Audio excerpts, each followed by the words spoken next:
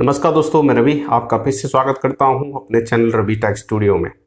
तो दोस्तों, हम देख रहे हैं कि आज फिर एक नया मोड़ आया है आर्यन खान ड्रग केस में, जहां कल आर्यन खान की बेल प्ली को रिजेक्ट कर दिया था एनडीपीएस की स्पेशल कोर्ट ने।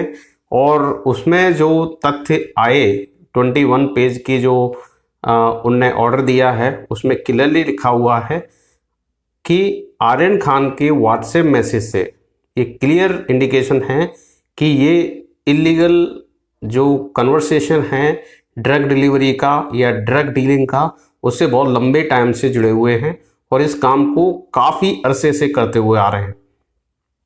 जहाँ तक एक लॉबी ये दिखाने की कोशिश कर रही थी कि नहीं, वो बच्चा है, उसका इससे कोई लेना देना नहीं है, और दूसरा एक रीजनिंग जो उनके जो आर्यन खान के वकील ने रखा था कि आर्यन खान के पास से कुछ नहीं मिला है, उसके दोस्त के पास से मिला है। तो भाई पार्टी तो रेप पार्टी तो सेम शिप पे चल रही थी, और जो आर्यन खान के दोस्त जैसे अरबाज मर्चेंट की जेब से जो 10 ग्राम, ऐसा माना जाता है 10 ग्राम गांजा मिला है, उसकी इंफॉर्मेशन आर्यन खान को थी। और ये सब मिलके एक पार्टी करने जा रहे थे। और इसके अलावा जो और जैसे मनमोहन धमीजा, उसको उसके सैनिटरी पैड से निकला है, पैड से मतलब बरामद हुए ये ड्रग, और इसके अलावा 8 और अन्य लोगों को पकड़ा गया था, जिनकी हर वीक में इन्हों सुनवाई चल रही है बेल प्ली के लिए, और हर बार ये रिजेक्ट हो जाती है। इस बार निचली कोर्ट ने फाइनली इसको रिजेक्ट कर दिया। तो भाई अब आर्यन खान के वकील ने कहा कि अब हम इसको चुनौती देंगे बॉम्बे हाई कोर्ट में, और बॉम्बे हाई कोर्ट में अर्जी डाल चुके हैं और जिसकी सुनवाई 26 अक्टूबर को होनी है। तो फिलहाल ये तो टाइम बताएगा कि आर्यन खान को बेल मिलती है या नहीं। फिलहाल अगर 26 अक्टूबर को इसको बेल नहीं मिली तो आर्यन खान को अगली साल तक इंतजार करना पड़ेगा अपनी बेल लेने के लिए।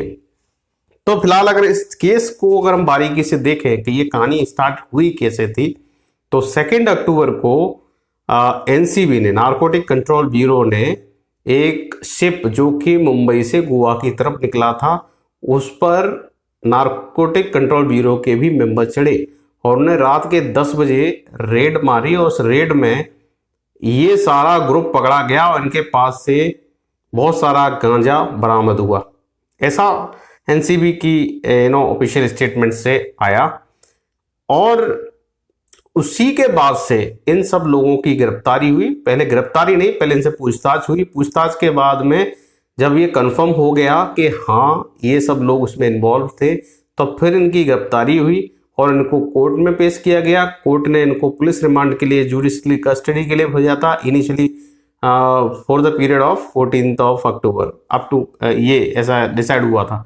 बट क्या हुआ कि इन बिटवीन इसके एसआर के साहब के वकील, एसआर के, अब भाई वो तो बॉलीवुड स्टार है, तो उसने उठा के वकीलों की लाइन लगा दी। अब वकीलों ने उसकी बेल प्ली के लिए प्रोसेस स्टार्ट किया। अब हर वीक में 1-2 बार उसकी बेल प्ली पे सुनवाई हो रही है, हर बार वो रिजेक्ट हो जाती है। इस बार फाइनली निचली कोर्ट ने इसको रिजेक्ट कर दिया है। अब वकील साहब ने एक नया टेक्निक किया कि चलो अब बॉम्बे हाई कोर्ट चलते हैं, शायद बॉम्बे हाई कोर्ट इस डिसीजन को पलट दे। आप सुप्रीम कोर्ट भी जा सकते हैं भाई, ये आपका एक लीगल राइट है, आप ट्राई कर सकते हो। बट जो भी एविडेंसेस एनसीबी के हाथ में लगे हैं व्हाट्सएप मैसेज के थ्रू, और जो भी ड्रग पकड़े गए और जो बातचीत हुई है, उससे इतना तो पक्का क्लियर हो जाता है कि ये पाक साहब तो है नहीं आर्यन खान। अगर ये अपने आप को कह रहा है कि मैंने कोई कुछ नहीं किया, मेरा कोई इन्वॉल्व नहीं है, अगर तुम्हारा कोई इन्वॉल्व नहीं है तो इतनी जल्दबाजी किस बात की कि आपको छुड़ाने के लिए there is a big team of lawyers, और वो कंटिन्यूसली ट्राई कर रहे हैं एवरी वीक अब बेल हो जाए या कल बेल हो जाए। इतनी जल्दबाजी है क्यों? Let have the proper investigation. अगर आप समझते हैं कि you don't have any involvement in this case, तो आपको डरने की क्या जरूरत है? अब इसमें सबसे बड़ा मोड़ ये आया है कि आज एनसीबी ने अनन्या पांडे, जो कि चक्की पांडे की बेटी है और खुद एक एक्ट्रेस है 22 साल की, जिसका जो फिल्म डेब्यूट हुआ था 1999 में, स्टूडेंट ऑफ द ईयर 2 से उनने अपनी फिल्मी करियर की शुरुआत की। तो आर्यन खान के व्हाट्सएप मैसेज को जब बारीकी से देखा गया तो उसमें एक नाम और खुलकर आया है, अनन्या पांडे। अनन्या पांडे के साथ में बातचीत हुई है। तो आज अनन्या पांडे को एनसीबी ने तलब किया और 2 घंटे तक उससे पूछताछ हुई, पार्टिकुलरली इसी व्हाट्सएप कन्वर्सेशन के बारे में। और इस व्हाट्सएप कन्वर्सेशन में कोडिंग में बात चल रही थी, डिफरेंट कोड वर्ड में बात चल रही थी। उस कोड वर्ड के बारे में अनन्या पांडे से पूछा गया। तो 2 घंटे तक ये बातचीत चली है। उसके बाद आज अनन्या पांडे को छोड़ दिया गया है, उसको दोबारा से कल पूछताछ के लिए बुलाया गया है। हालांकि ये लंबा प्रोसेस चलने वाला है।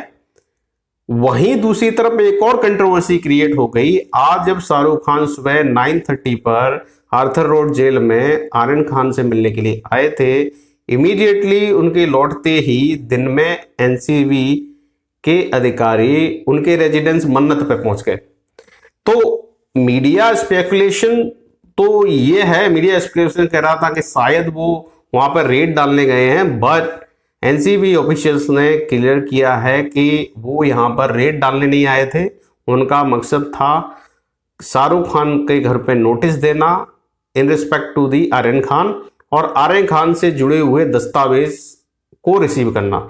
अब उसमें जो दस्तावेज हैं as per the official statement कि वो हाँ उसकी मेडिकल हिस्ट्री या अगर कोई जो मेडिसिन लेते हैं उसका प्रेस्क्रिप्शन और कोई दस्तावेज लेने के लिए ये टीम गई थी। तो एनसीबी के सीनियर ऑफिसर बीवी सिंह के साथ में एक टीम वहां पर विजिट किया, उन्होंने ये डॉक्यूमेंट लिया और नोटिस भी उनके हाथ में पकड़ाया। तो ये थी रियल कहानी वहां की। जैसे ही ये न्यूज ब्रोकआउट हुई तो बहुत सारे मीडिया हाउसेस ने इसको मसाला बनाकर बहुत सारी अनर्गल बातें बोली कि शायद एसआरके के घर पे जाकर एनसीबी ने रेड डाली है, जबकि सच्चाई ये थी एनसीबी वहां रेड डालने नहीं गई थी। एनसीबी वहां पे गई थी नोटिस पकड़ाने के लिए, और उसके साथ साथ आर्यन खान से जुड़े हुए कुछ दस्तावेज उनको चाहिए थी, उनको लेने के लिए वहां पे गए थे। तो फिलहाल ये कहानी एक तरफ है। अभी रिसेंटली में इवनिंग होते होते अराउंड 7 o'clock एक और नया मोड़ इसमें आया। महाराष्ट्र गवर्नमेंट में मिनिस्टर एनसीपी के नवाब मलिक, उनने एक एलिगेशन लगाया कि एनसीबी के जोनल डायरेक्टर समीर मानखेड़े, जो कि ये जो रेड को जो लीड किए थे वो समीर मानखेड़े हैं, उनके ऊपर एक उन्होंने एलिगेशन लगाया है कि समीर मानखेड़े ड्यूटी पे होते हुए दुबई अपनी फैमिली के साथ घूमने गए। तो इसके तुरंत बाद एक बहुत बड़ी कंट्रोवर्सी क्रिएट हुई। तो एनसीबी को ऑफिशियल एक स्टेटमेंट जारी करना पड़ा, उसमें ये क्लियरली उनको मेंशन करना पड़ा कि समीर मलिक कभी भी दुबई घूमने नहीं गए हैं इन दी रिसेंट ईयर्स।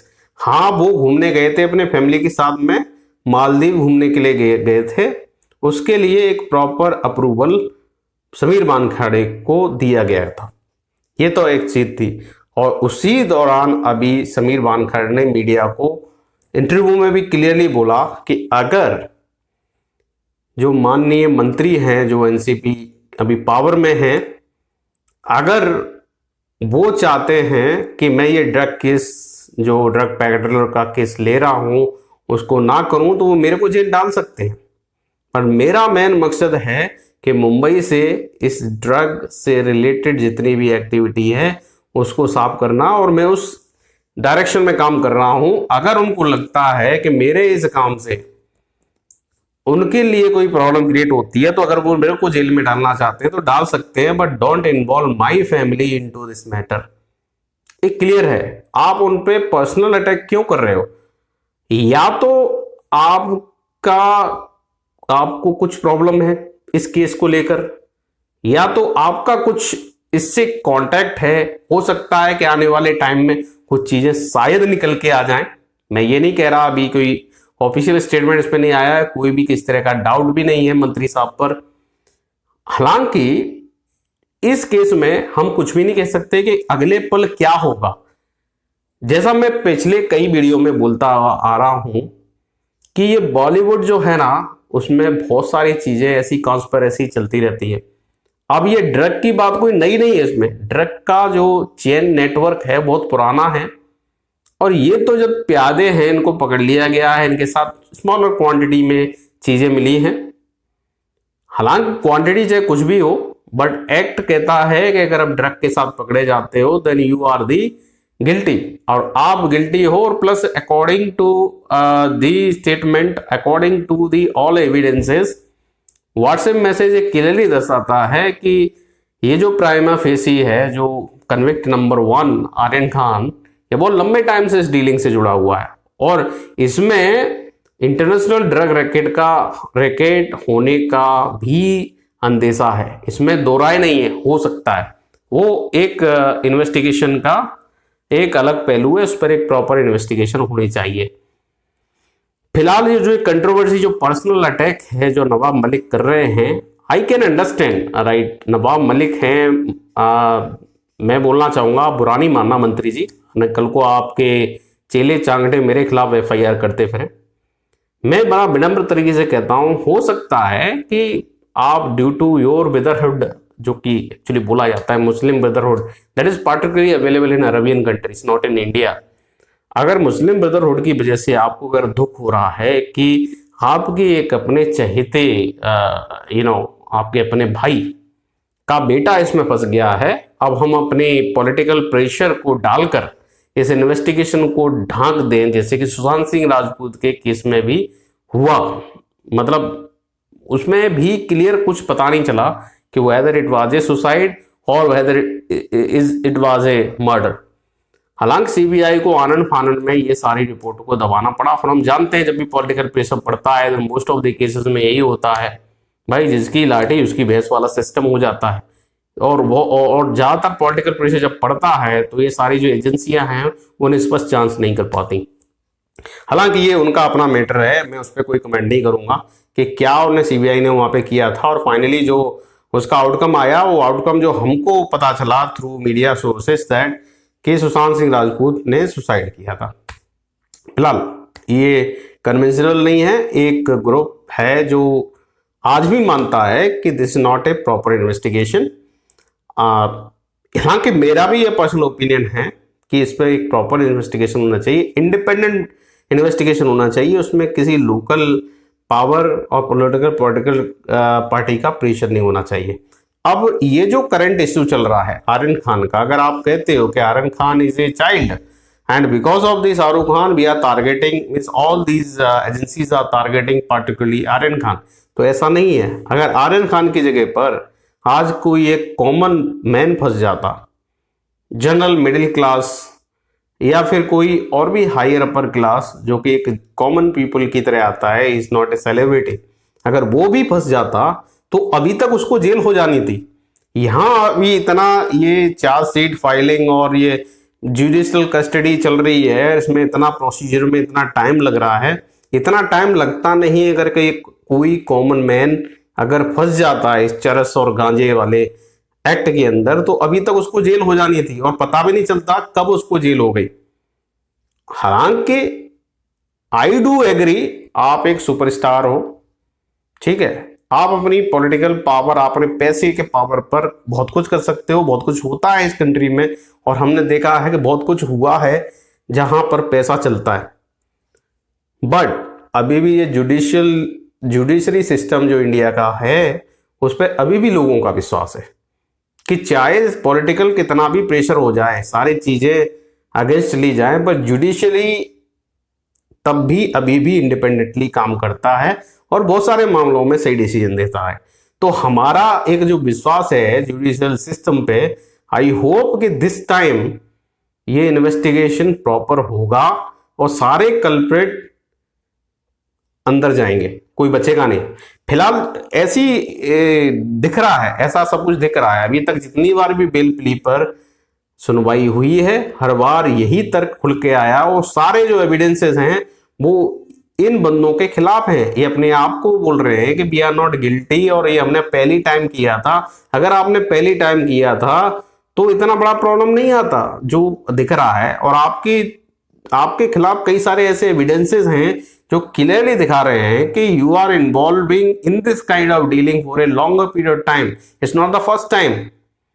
आप इस केस में बहुत पहले से लगे हुए हो और ये सारा बिजनेस आप बहुत पहले से कर रहे हो, और आने वाले टाइम में ये सारी चीजें कड़ी बाई कड़ी खुलकर सामने आ जाएंगी।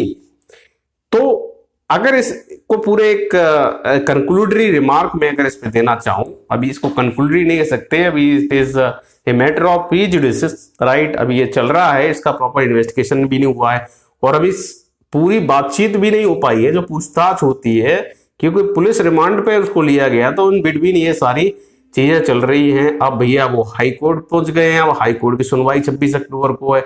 अब 26 अक्टूबर के बाद पता चलेगा कि whether bail has been granted और नॉट। अगर बेल नहीं दी जाती है तो शायद थोड़ा बहुत पूछताछ हो जाए और बहुत और कुछ नए लोगों के नाम उसमें जुड़ जाए। अब जैसे अनन्या पांडे का नाम आ गया, हालांकि एनसीबी ऑफिशियल ने क्लियरली कहा है कि इट इज नॉट लाइक कि Ananya is directly involve in this.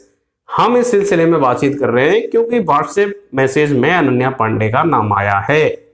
तो अभी से अब कोई लोग रोना स्टार्ट ना करते, जैसे कि अभी से आर्यन खान के लिए रो रहे हैं कि he is actually from a particular section of society, ही वो मिनॉरिटी से है इसलिए उसको परेशान किया जा रहा है। अब कल को कोई अभी जैसे अभी ये बात हो गई भाई पांडे साहब हैं, अभी कोई रोने लगेगा कि भाई current government, central government is against ब्राह्मण, तो ये तो भाई वो जल्दबाजी हो जाएगी। अभी एनसीबी ने ऐसा कुछ कहा नहीं है कि भाई there is a direct involvement of Ananya Pandey, let have some sort of interrogation and after that will see, right. अब बातचीत है, बातचीत में आपको कोऑपरेट करना पड़ेगा, बताना पड़ेगा आपका नाम आ गया भाई व्हाट्सएप मैसेज में।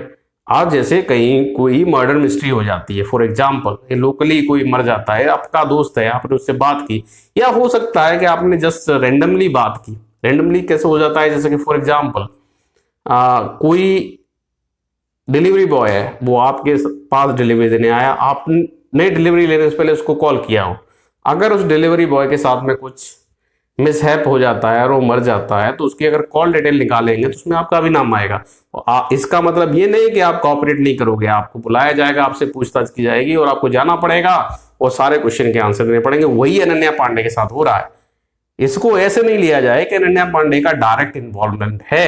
तो जो भी मीडिया हाउसेस ये दिखाने की कोशिश कर रहे हैं कि one more name added to the drug case, तो अभी एनसीबी ने ऐसा कोई स्टेटमेंट नहीं दिया है। हालांकि इंटरोगेशन हुआ है, 2 घंटे लंबी बातचीत चली हुई है और कल फिर से उनसे बातचीत होगी इस सिलसिले में। हो सकता है और भी बातचीत हो, तब जाके कुछ क्लियर चीजें सामने आएंगी। तो अभी जो र्यूमर उड़ा रहे हैं उनको ये जल्दबाजी में नहीं करना चाहिए, वरना कल को फिर माफी मांगनी पड़ जाए। Overall round of the story ये है कि भाई आर्यन खान की जुडिशियल कस्टडी, आर्यन खान समेत 8 और जो लोग हैं, मुनमुन धमीजा, अरबाज मर्चेंट और भी जो लोग पकड़े गए थे, उनकी जुडिशियल कस्टडी को बढ़ाकर 30 अक्टूबर तक कर दिया गया है। 30 अक्टूबर तक हालांकि भी जुडिशियल कस्टडी में रहेंगे। आर्यन खान की जो बेल प्ली है उस पर 26 अक्टूबर को बॉम्बे हाई कोर्ट में सुनवाई होगी। लेट्स सी कि क्या अगला अपडेट आता है। फिलहाल आज का अपडेट ये है कि आज बहुत सारा चीजें हुई हैं इस फील्ड में कि लोग मींस एनसीबी मन्नत गई, मतलब जो शाहरुख खान के रेजिडेंस पे, वहां उसको नोटिस पकड़ाया है, कुछ डॉक्यूमेंट वहां से कलेक्ट किए गए हैं। आर्यन खान के व्हाट्सएप मैसेज को भी पूरी तरह से ट्रेस किया जा रहा है, कुछ मैसेज डिलीट थे उनको भी ट्रेस किया जा रहा है। अनन्या पांडे के मोबाइल फोन को भी जब्त कर लिया गया है, उसके मोबाइल फोन की सारी डिटेल देखी जाएगी, उसके व्हाट्सएप मैसेज को भी देखा जाएगा कि शायद कुछ लिंक हो इनके बीच में।